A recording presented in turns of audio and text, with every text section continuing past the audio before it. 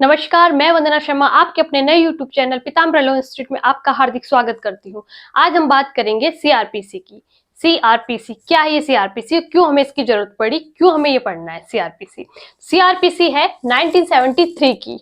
कब की है? आज हम कौन सी सीआरपीसी पढ़ रहे हैं? 1973 की। लेकिन सीआरपीसी को क्यों पढ़ना है? क्योंकि ये आईपीसी की जो भी प्रोसीडिंग होती है वो सीआरपीसी करता है। ठीक है, आईपीसी में सारे ऑफेंस दिए गए हैं और उनकी सजा का प्रावधान दिया गया है, लेकिन आईपीसी के ऑफेंस और सजा के बीच में जो विचारण की क्रिया होती है, जो भी बीच में प्रोसीडिंग होती है, वो कहाँ पे दी गई है? सीआरपीसी में। ठीक है, यानी कोड ऑफ क्रिमिनल प्रोसीजर 1973। इसका नाम क्या है? कोड ऑफ क्रिमिनल प्रोसीजर 1973 का, यानी दंड प्रक्रिया संहिता 1973। दंड प्रक्रिया संहिता 1973। संहिता का मतलब क्या है? यहाँ पे सम्मिलित करना या मिलाना। ठीक है, अब बात आती है इसकी नेचर की, कि सीआरपीसी की नेचर कैसी है, प्रकृति कैसी है। तो विश्लेषणात्मक प्रक्रियात्मक विधि है ये सीआरपीसी, यानी एनालिटिक प्रोसीजर लॉ। इसका मुख्य उद्देश्य क्या था? सीआरपीसी को क्यों बनाया गया? इसका मेन ऑब्जेक्ट क्या है? किस लिए बनाया गया? तो सीआरपीसी को आईपीसी में जो अपराध विहित है, यानी आईपीसी क्या है? जितने भी अपराध है वो सब कहाँ पे दिए गए हैं? आईपीसी में। आईपीसी के अंदर है और उनकी सजा भी उसी में दी गई है। लेकिन आईपीसी में जो अपराध विहित है उनके विचारण के संबंध में उनके नियमों को बताना होता है, वो कहाँ पे है? सीआरपीसी में। यानी सीआरपीसी का मेन जो काम क्या है कि आईपीसी में जो अपराध विहित है उनके विचारण के संबंध में नियमों को बताना है। ठीक है, अब यह है कि 1974 का अधिनियम संख्यांक 2 है। जैसे कि अधिनियम संख्यांक में पहले भी काफी बार बता चुकी हूँ कि क्या होता है, लेकिन अधिनियम संख्या क्या है कि 1974 में किस नंबर पे बना था, ये इसका एक्ट नंबर हो गया। अधिनियम संख्या क्या होता है? Act number. यानी 1974 का अधिनियम संख्यांक 2 है। ये याद रखना, सीआरपीसी 1973 की पढ़ रहे हैं, लेकिन इसका अधिनियम संख्यांक 1974 का है, तो यहाँ कंफ्यूज ना हो। 1974 का अधिनियम संख्यांक 2, एक्ट नंबर 2 ऑफ 1974। आज हम पढ़ रहे हैं सीआरपी 1973 की। अभी जो हमारे काम में लाई जा रही है हमारी कोर्ट में, वो 1973 के अकॉर्डिंग है। लेकिन इससे पहले जो सबसे पहले थी वो थी 1861 की, यानी आईपीसी हमारा बनके तैयार हो गया था 1860 में। आईपीसी कौन सी है? आईपीसी 1860 की है। तो उसकी प्रोसीडिंग यानी कि सीआरपीसी बन गई थी हमारी 1861 में। लेकिन इसमें काफी संशोधन होते गए, अमेंडमेंट होते गए, तो ये अब आज हमारी 1973 की है। लेकिन और सबसे बड़ी जो आईपीसी थी, सॉरी सीआरपीसी थी जो सबसे बड़ी, वो कौन सी थी? 1898 की। सबसे बड़ी सीआरपीसी 1898 की थी, 1898 की थी। अब आता है कि इसकी ड्राफ्टिंग किसने की थी। जैसे आईपीसी की ड्राफ्टिंग किसने की थी? लॉर्ड मैकाले ने। तो सीआरपीसी की ड्राफ्टिंग जेएल कपूर के नेतृत्व में की गई थी। इसकी कमेंसमेंट डेट क्या है? कमेंसमेंट डेट यानी कि जो सीआरपीसी की जो एक तरीके से कब प्रवृत्त हुआ था, बर्थडे डेट क्या है, इसी तरीके से कमेंसमेंट डेट होती है। तो सीआरपीसी की कमेंसमेंट डेट है 1 अप्रैल 1974। अभी 1 अप्रैल को कुछ दिन पहले ही सीआरपीसी की कमेंसमेंट डेट गई है 1 अप्रैल, यानी ये अप्रैल फुल मनाता है, तो इस तरीके से हमें याद हो जाएगी 1 अप्रैल 1974। 1974 है। ठीक है, अब आती है इसकी सिग्नेचर डेट क्या है। ये थी कमेंसमेंट डेट। सिग्नेचर डेट होती है कि कब हस्ताक्षरित किया गया था कि सीआरपीसी को लागू किया जाएगा। तो हस्ताक्षरित कब किया गया था? 25 जनवरी 1974 को। 25 जनवरी 1974 को हस्ताक्षरित हुई थी और 1 अप्रैल 1974 को ये लागू की गई थी, कमेंसमेंट डेट आई थी इसकी।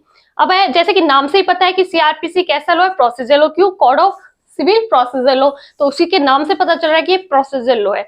तो अभी बताया था पिछली वीडियो में भी हमने कि लॉ 2 टाइप्स के होते हैं, सब्सटेंटिव लॉ और प्रोसीजर लॉ। सब्सटेंटिव लॉ क्या होते हैं? जिनमें राइट, ड्यूटी, पनिशमेंट को डिफाइन करता है। कौन कौन से थे? आईपीसी था, ट्रांसफर ऑफ प्रॉपर्टी था और कॉन्ट्रैक्ट एक्ट था। ये सब कैसे थे? Substantive law. इसी तरीके से प्रोसीजर लॉ होता है। दूसरा कौन सा होता है? Procedure law. तो प्रोसीजर लॉ कौन कौन से हैं? एसआरए हो गया, प्रोसीजर लॉ है, सीआरपीसी प्रोसीजर लॉ है, Indian evidence act procedure law है और सीपीसी प्रोसीजर लॉ है। सीपीसी सिविल मैटर के लिए काम में आती है और सीआरपीसी क्रिमिनल मैटर में काम आती है। इन दोनों में डिफरेंस भी हम आगे आने वाली वीडियोस में जरूर करेंगे, सीआरपीसी और सीपीसी में भी। ये भी क्वेश्चन एक बनता है इंटरव्यू में, कई बार ये पूछ लिया जाता है कि सीआरपीसी और सीपीसी में क्या अंतर है। तो मेन जो मेजर जो सबसे बड़ा अंतर हो तो यही है कि सीआरपीसी जो होता है क्रिमिनल मैटर के लिए है प्रोसीजर, और सीपीसी सिविल मैटर की जो भी है प्रोसीडिंग करता है। ठीक है, इंडियन एविडेंस कैसा है? प्रोसीजर। अगर केवल इंडियन एविडेंस एक्ट के बारे में पूछे तो वो प्रोसीजर है, लेकिन अगर इसके कुछ सेक्शंस की बात करते हैं, सेक्शंस थे 115 से 117 तक के जो सेक्शन थे ये कैसे थे, सब्सटेंटिव लो, कैसे लो है, सब्सटेंटिव। ठीक है, अब आती है इसकी एक्सटेंट यानी इसका विस्तार, सीआरपीसी का विस्तार कहां तक है, तो ये है वॉल ऑफ इंडिया यानी संपूर्ण भारत में। कब से, पहले जम्मू कश्मीर और कुछ क्षेत्रों में ये नहीं लागू होती थी सीआरपीसी, लेकिन कब से ये संपूर्ण भारत पे लागू होती है वॉल ऑफ इंडिया पे, 31 अक्टूबर 2019 से। ये डेट पूछी जाती है, बार बार पूछी, कई बार पूछी गई है। 31 अक्टूबर 2019 से ये संपूर्ण भारत में लागू की गई है, जब से हमें हमारे देश में जम्मू कश्मीर को शामिल किया गया है वॉल ऑफ इंडिया में। ठीक है, लेकिन इसमें जो एक है चैप्टर 8, 10, 11, ये चैप्टर्स कुछ भागों पे लागू नहीं होते, जैसे नागालैंड राज्य के, असम के जनजाति क्षेत्रों को पे ये चैप्टर्स जो है, चैप्टर नंबर 8, 10 और 11 सीआरपीसी के जो 3 चैप्टर है, ये नागालैंड राज्य और असम के जनजाति क्षेत्रों पे लागू नहीं होते हैं।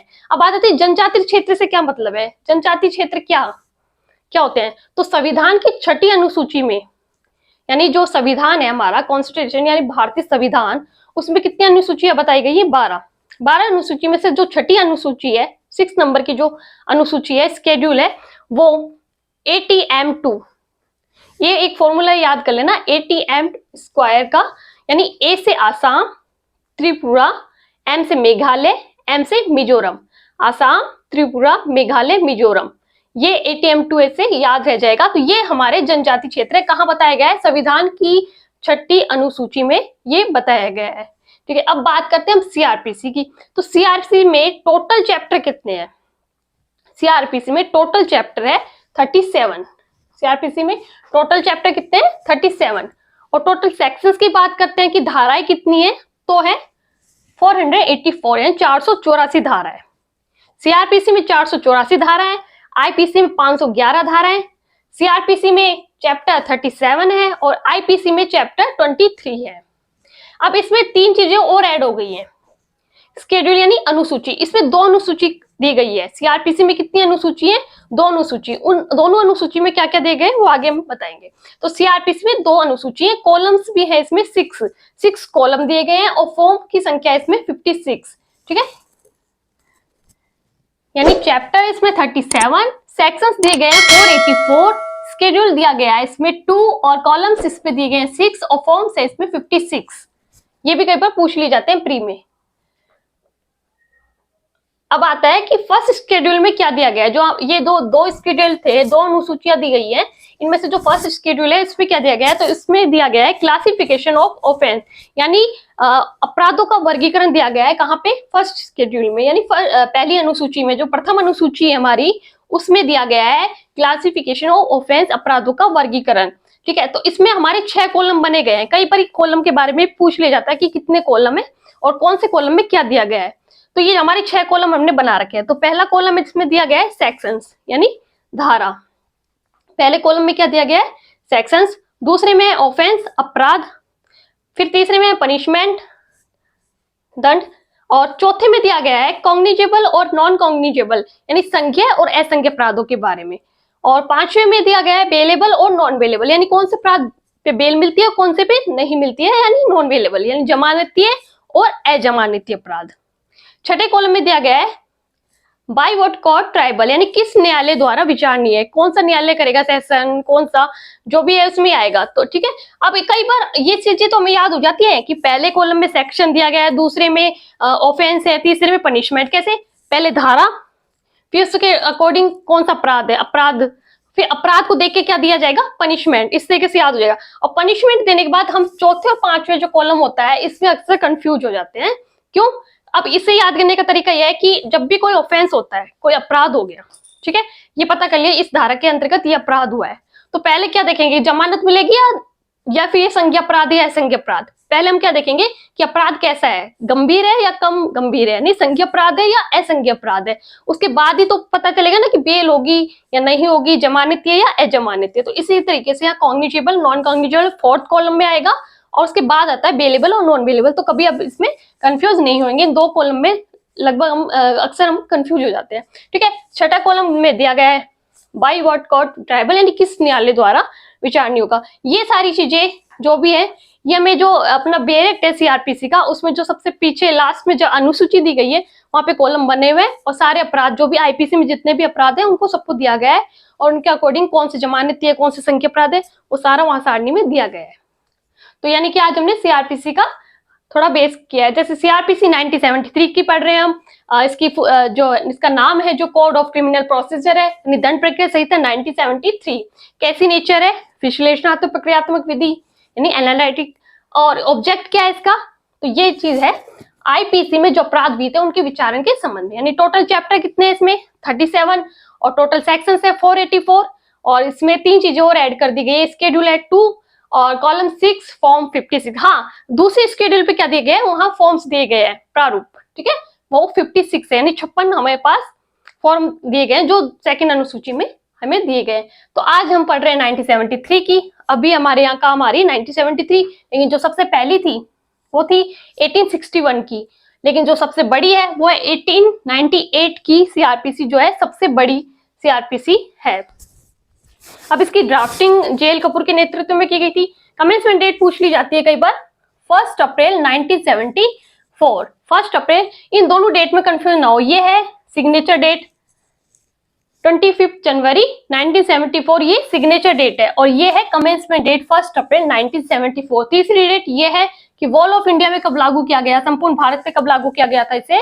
31 अक्टूबर 2019 में, 31 अक्टूबर 2019 में। तो 3 डेट के बारे में दिया गया है। प्रोसीजर लॉ, ये हमें इसके नाम से पता चल जाएगा कि सीआरपीसी प्रोसीजर लॉ है, इसके नाम से ही पता चल रहा है। और कौन कौन से लॉ प्रोसीजर है? एसआरए, इंडियन एविडेंस एक्ट और सीपीसी, ठीक है। फर्स्ट शेड्यूल है जिसमें क्लासिफिकेशन ऑफ ऑफेंस दिया गया है, जहाँ पे पहले कॉलम में सेक्शंस है, दूसरे में ऑफेंस, तीसरे में पनिशमेंट, फिर कॉग्निजेबल, नॉन कॉग्निजेबल यानी संज्ञेय अपराध है या असंज्ञेय अपराध के बारे में, और 5वें में दिया गया है जमानती और अजमानती। फिर आता है कौन सा न्यायालय ट्रायल करेगा। यहाँ तक आपको समझ में आ गया होगा, आप स्क्रीनशॉट ले लीजिए। अगर वीडियो पसंद आया है तो प्लीज चैनल को लाइक करें, शेयर करें, और अगर चैनल पे नए हैं, अभी तक सब्सक्राइब नहीं किया है तो चैनल को आप सब्सक्राइब कर लीजिए ताकि आने वाली वीडियोस की नोटिफिकेशन आपको मिल सके।